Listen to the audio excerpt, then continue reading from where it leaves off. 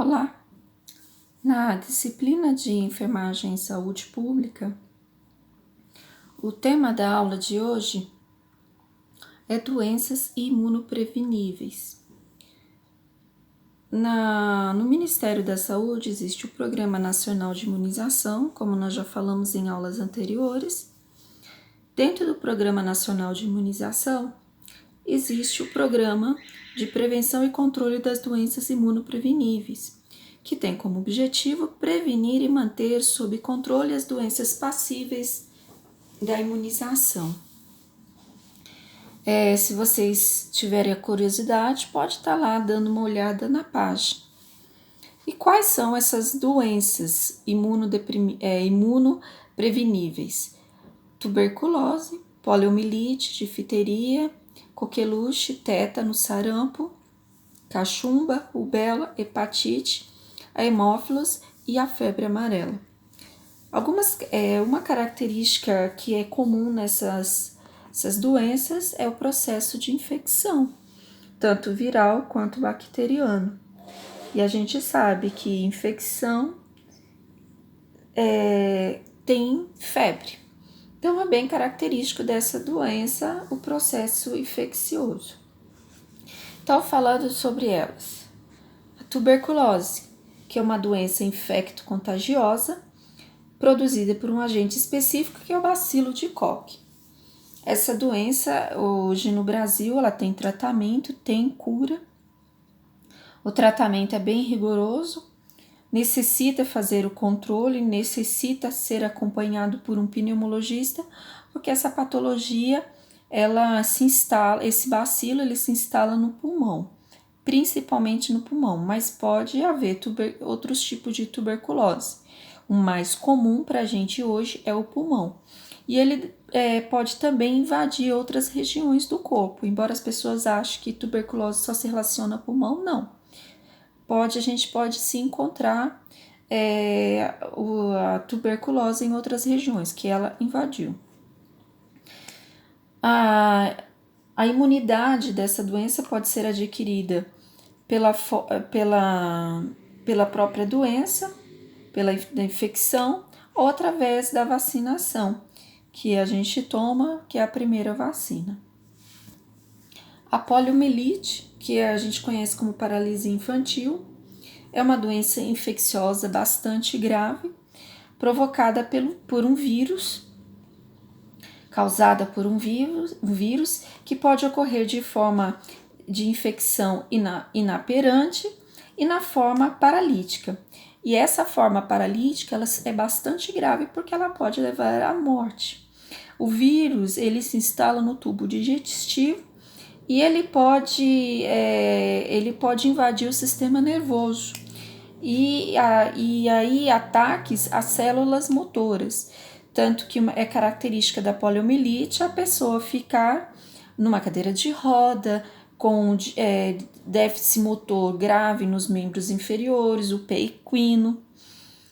Os anticorpos maternos, que é passado para a criança, protege nas primeiras semanas de vida. Aí a criança realmente precisa estar sendo vacinada. Existe a infecção natural pelo vírus selvagem, que confere uma imunidade duradoura, e a vacina trivialmente conferida a imunidade para os 3 tipos de vírus existentes para a poliomielite. Se vocês olharem lá no cartão de vacina, no calendário de vacinação, ele faz parte por alguns períodos essa vacina no calendário vacinal. Não só num período, como é o caso da BCG, mas ela faz um período um pouco maior devido à sua necessidade. Nós temos também a difteria, que é uma doença que a gente conhece como croup, também popularmente como croup. Ela é uma doença infecciosa causada por uma toxina de uma bactéria que se localiza na região